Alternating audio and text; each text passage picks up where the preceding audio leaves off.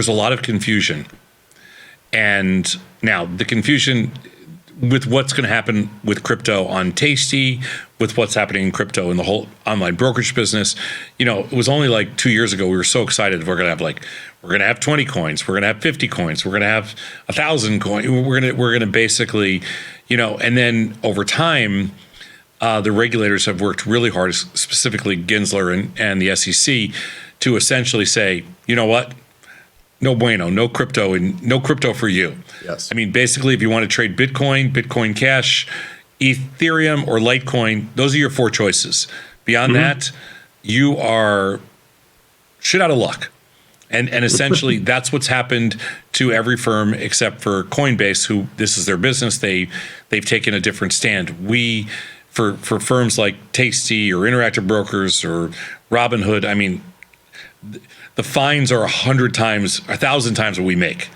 There's no win for us. So we are you can't bite the powers that be. No firm can, when it's only 1/2 of 1% of your business. It's not. So we're basically being told we have no choice. We have to reduce our offering to 4 coins by December 29th. So we have 14 days. Yes. Which means individuals are going to have to do something. And when I say individuals, I'm including myself. I'm long Solana, I'm long Cardano ADA, I'm long Polkadot, along with Bitcoin and ETH, and I think some Litecoin, but I'm not counting those 3. I'm just saying, off the top of my head, I think it's just Polkadot, Solana, and Cardano. Those are the 3 I think I'm just long. But people could be long other ones too. You don't have any Doge? I don't have any Doge. No, I never bought Dogecoin. I didn't. That didn't. I'm a technology. I'll buy technology. I'm not buying technology. I don't think it is. I'm not buying that whole thing. Anyway, so now I'm in this point where I have to do something in my position, and I think there's thousands of Tasty traders that have a similar situation. So we know that you do not work for the brokerage firm. We know that you work, you run Tasty, our wallet, and Tasty Crypto, and hopefully, much more of what's going to happen in digital assets. We are fully committed to bringing people, we're doing our first digital collectible this weekend. We are fully committed to having a relationship with Tasty Trade, Tasty Live, digital collectibles, all different things with anything that relates to swaps, to cryptocurrencies and everything else. It's a big part of what we think the future of the online brokerage business is going to be, and tokenizing basically everything globally over time. But in the interim, we got to deal with an issue. We do, yes. So here you are. I'm here to our talk expert. about how it. What can I? A loose term here, Tom. Okay. But I'm here to talk about how this works in the same way that I've talked about how Uniswap works. So what we're going to ask you today is a little different than kind of you coming on here telling us about things that we're learning about. But I want to know kind of, what are my options? Okay. And to the best of my understanding right now, the Tasty Crypto wallet only supports Bitcoin and Ethereum currently. That's right. Yeah. Okay. And it won't support anything else but before the end of December. So the choices are, I can't move. We can now transfer out of Tasty your digital asset positions, but we can't transfer those 3 other coins that I have into the Tasty crypto wallet because we don't support those. So I would either have to sell them and use the cash just for something else, or use the cash to buy Bitcoin or Ethereum or Litecoin on the Tasty platform, or I can sell them, put the cash in my account, whatever, or I can transfer them to a different wallet that I can hold them in, but it wouldn't be our wallet. Yes, yeah. What's important to distinguish here is not so much, what you can hold it in terms of the platform. Like when you think about the Tasty Crypto wallet, we support a couple of networks, and as you mentioned, we're adding more networks. So what you need to do is you need to find a platform, whether that's an application or it's an account that you have somewhere, that supports these other networks. If these tokens were ERC20 tokens that kind of lived on Ethereum, to use that term, then you could just send them to an Ethereum address. But because these are the native cryptocurrencies Sure. of separate blockchains, you need a application or platform that's going to support that. And so there's a variety of them that are out there. When you do transfer, you want to be aware that you are sending it to the address associated with that network. You know, you can't go in there and say, I want to send Solana and put an Ethereum address in there. You've got to make sure that it's the right address. But that's exactly what you can do. Those are your choices. Not telling anybody what they should do, but from an investment perspective, a lot of this is correlated. So if you wanted to shift to another cryptocurrency, we haven't seen historically that there's much deviation there in terms of the price action. All that said, you can liquidate these things, or you can transfer them to an address for that blockchain specifically. Transfer your Solana to a Solana address externally. Yeah. So and then that creates a whole host of other questions. Then what do I do with it? Can I, then what if I want to sell it or whatever, So like for me, and I can't speak for Bat because I don't know what he plans to do with his positions or anything like that. But for me, when I'm sitting here just thinking about this, it seems like, and Bitcoin's had a huge run up. I don't think that Ethereum's had the same kind of run up at all. It hasn't. It's underperformed. Yeah, it's underperformed relatively. So I'm thinking of, okay, well, I'll sell my Polkadot, my Solana, and my Cardano, and go into what we were allowed to support, right? Yeah, and go into Ethereum. That's the way I'm going to look at it. Yeah, I know. I like those other, but I really want to support those technologies because I think that they're really important. But I don't, I'm limited to what I can do because of because your hands are tied. Yeah, because my hands are tied. So and realistically, until Gensler's gone, I don't think any of that changes. I agree. I mean, hopefully he'll be, whoever wins the election this year, hopefully Gensler moves on to whatever his. I don't think his game plan is to stay and run the SEC forever. So I think that he'll move on no matter who wins. And I think that's when the fences will come down and we'll be able to go back to offering all these coins. So I think it's only from now till, the end of the year, 2024. But I don't know. Nobody knows. Right. But that's the idea. Longer term, we want to embrace this. We want to grow this service here. We hope to bring these things back. We just can't at this point. Yeah, I talked to friends that run, Robinhood, that run Interactive Brokers, and just to find out, like, what are you guys doing? And they're like, our hands are tied too. This is not a Tasty thing. This is not like a Scott thing, or this is like our auditors, our lawyers, our regulators, they're like, you guys got no choice. Yeah, I've got to imagine if I'm Tasty Trade, I want to offer as many as I can. Of course. When I can, right? We don't even make any money on it. We just want to do it because it's like, it's good. It's something, we think it's important to facilitate opportunity wherever that opportunity is. Like, that's our thing. Whatever you want to do, go do it.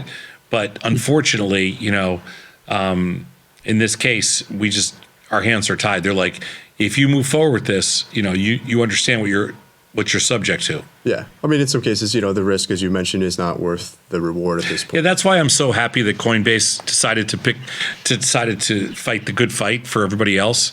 Which is great, but they're a huge company with a lot of assets, and this is their core business.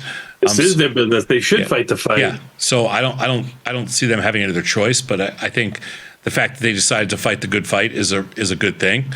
I don't know what else to say. So what is the problem with these altcoins? They are they're considered securities, and that's why. To the best of my knowledge, you've had a couple of lawsuits where, really surprisingly to the industry, when filing those lawsuits, the SEC has come out and they've listed a handful of tokens, 12, 13 or more tokens, Solana, some of these others specifically, where they're saying, we consider these securities. They're not saying why they consider them securities, and they're not saying why these specifically relative to the thousands of other tokens. It likely comes down to how they. So they consider them securities, and then you're trading a non-registered security. Yes, and so now you are, about to be sued. But for some reason, Bitcoin and Ethereum are accepted. Gary Gensler won't say anything really about Ethereum. They've been pretty clear about Bitcoin, and given just how decentralized it is and the issuance mechanism, really hard to argue it's a security. Some of these other tokens that early on did an ICO, initial coin offering, they point to that and they say, look, at the issuance, therefore means that it was a security in some ways. There's a lot of nuance there, and it's a pretty gray area. And that's what the industry has continuously said. But yet Gary Gensler and others have pushed back and said, no, it's very, very clear. There is a framework and there are rules that you have to follow. But there's a lot of difficulty, I think, in complying with that, especially around how these are issued and who's actually in charge, who actually files when you have, a large group of kind of a decentralized platform or a protocol. So yet to be seen what happens, but that's kind of the stalemate that we're faced with. So I've been getting a lot of emails from viewers and from customers and just asking, hey, what are you doing, Tom? And I wanted to wait till we had a chance to do it on air, to kind of explain. I think Tony just said it best. I mean, I am most likely going to sell out my long, I guess you would call these altcoins, sell out my long altcoins, and some are profitable, some are not. I mean, all in all, it's been a really good year holding Bitcoin and Ethereum because we don't have any purchases at these levels. All of our purchases are significantly lower. I think with Polkadot, Solana, and Cardano, I have some purchases higher, some that are lower. I'm guessing it's pretty much a wash, so it's not that big a deal. But I'm going to put them into, No, you know what? It is kind of a big deal that you're not allowed to do what you wanted in a product that was offered. I mean, it sucks. Especially because in our world, we don't understand why we can't offer it. Of course it sucks. But sometimes there's things that happen to us that, that are out of your control and you can't do anything about it. And I think the best solution for me, at least, is going to be doing exactly what you're doing.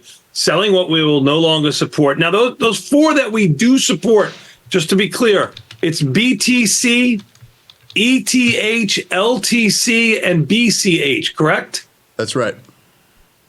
Anyway, so Ryan, you prepared some other slides. Let's go through those quickly. Yeah, I've got a couple of slides here that just walk through the process involved with transferring. I think transferring, regardless of it's these tokens or not, because Tony, huge. Just because we would do this, Ryan would transfer. So I get it. Well, you do what you want to do. Right. I think, time it. Ryan's probably doing the more intelligent solution, which is always the one that takes a little bit more effort.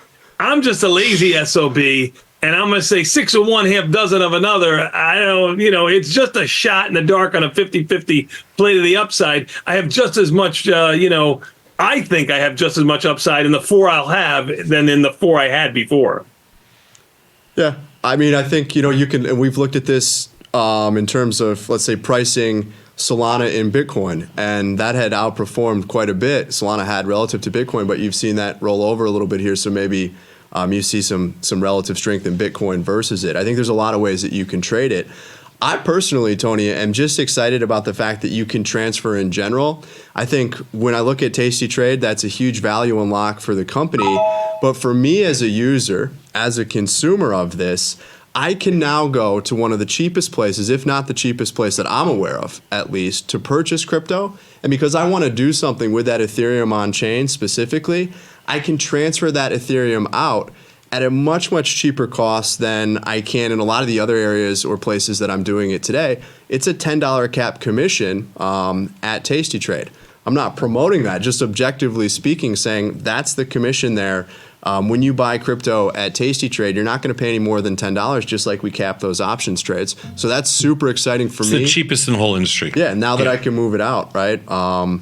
Compared to the fees that you can go and look up and see, everybody else charges pretty much basis points on the notional. Yeah, so. No, Tasty is the fairest because you can actually do this and you're not getting picked off. Yeah, so you can go to the Tasty Trade store to buy your crypto now and move it. Take it home with you. That's what I like about it. So yeah, if you want to throw the slides up, I can just talk through how this works. If you have any questions, I would reach out to support on the Tasty side here, on the Tasty Trade side, talk to the trade desk, super helpful.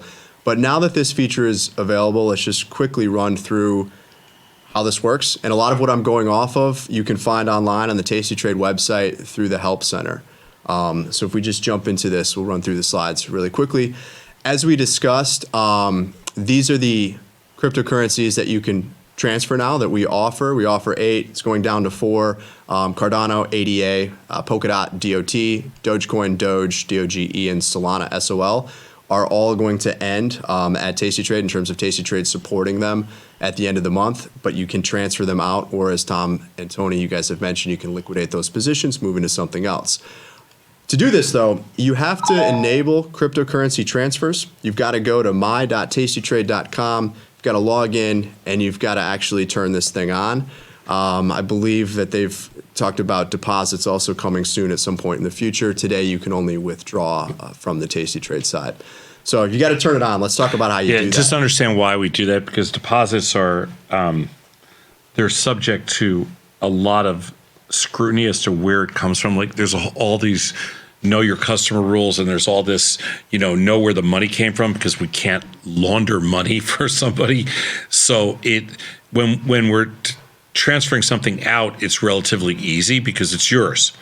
Yes. Okay. But when we're taking something in, we have to know where that money comes from. We're required to. Exactly. So it's not something, that's one of the issues that Binance just got in trouble with, was they were taking money in from everywhere and basically just laundering it. And in the online brokerage business in the US, you cannot do that. Yes. Yeah, and that applies to even the existing banking system, right? We have a team that monitors for, to make sure that we comply with these laws, and monitors for fraud and so on. So, yeah, no different, and we have to apply the same thing to crypto, which we will. So, coming soon, but let's talk about how to enable this really quickly. And again, all of this can be found on the tastytrade website through the Help Center. But you obviously have to have cryptocurrency trading turned on for your account to begin with. You can do that in cash and margin accounts. You also have to enable two-factor authentication, 2FA. That's for security purposes. And then additionally, to begin to transfer, as we want to make sure we comply with all the rules that are out there, the perception of the rules, you need to confirm your identity again. Very easy to do this. I went through the process before I transferred. Take a picture of your driver's license front and back. One way you can do it, take a screenshot of yourself or a selfie, and then pretty much it goes through an automated system. Maybe something gets held up, but for the most part, you get verified very quickly. So you need to do these 3 things, take these 3 steps, and now you've turned on cryptocurrency transfers.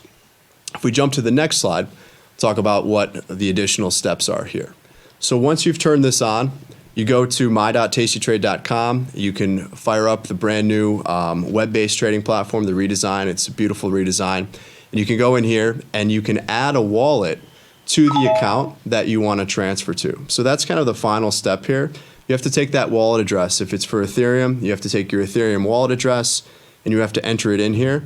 And you have to then submit the wallet address for approval. And that address, assuming it doesn't have activity that we wouldn't want associated with it, we approve that, or I shouldn't say we, tastytrade approves that, and now it's effectively whitelisted. So you can use that in the same way that you can think of going in there and linking your bank account.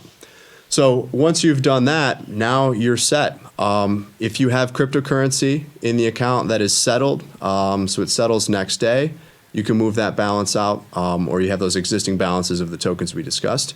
You can easily move those out. But those are the steps that you need to take here. So the reason somebody might do that is because that person may have a large gain. They don't want to pay tax. They want to defer paying tax on it. They may have a large loss. They don't need the loss, so they want to transfer. I mean, those are to me, those are the main reason for doing this would be tax consequence on potentially on, long versus short term, or, just losses or gains that you need or don't need. Like that would be the primary reason for me. I mean, I know that you might think of it as just, no, I don't want to, I don't want to buy it and sell it back because of transaction costs. But like you said, we cap that. So I don't think that's the issue. For somebody like me the loss or the gain is pretty insignificant relative to my other positions. And I think we all have pretty decent sized gains in cryptocurrency this year, really decent sized gains. So I don't really care, like I'm saying, I don't mind if there's a few losses. So that's why I would keep it in house and not go through all this. But at least it gives you some optionality. Yes, yeah. You have the ability to do this if you want to. Yeah. And it's unfortunate because it's a kind of like, I feel like it's so unnecessary. So final thing here, a couple points to really be aware of. This is, again, relatively new technology. It doesn't work exactly like it does with some of the centralized systems that we're used to. So make sure that you are transferring to the correct address. I believe tastytrade has some things in place to prevent you from sending it to the wrong address. But just know that if you send it to the wrong address, there's no recourse. There's no way to get this back. So just double check that. There's also a fee that's charged. This is not charged by tastytrade or anyone else. This is charged by the blockchain network you're interacting with. So if you're interacting with Ethereum, you're going to pay a gas fee. You're going to see that those fees are going to be a lot higher than, let's say, if you're interacting with Solana. Solana likely has sub-penny fees. Regardless, there is a network fee, and that's simply what you're going to pay in order to transact on that blockchain network. Also, transfer times are going to vary. Some are going to be very, very fast. Some networks, that's their value prop. They have a higher transaction throughput. Others are a little bit slower. So your Bitcoin transfer is likely to take a little bit longer than, let's say, your Solana or your Ethereum transfer. And you can view the status of your transfer in the withdrawal history on the tastytrade website or through the my.tastytrade.com. And so you'll see when it's completed. If you want to take the transaction hash and go through the process of putting it into a block explorer, such as Etherscan, you can actually see what's happening on the blockchain and how many confirmations have occurred.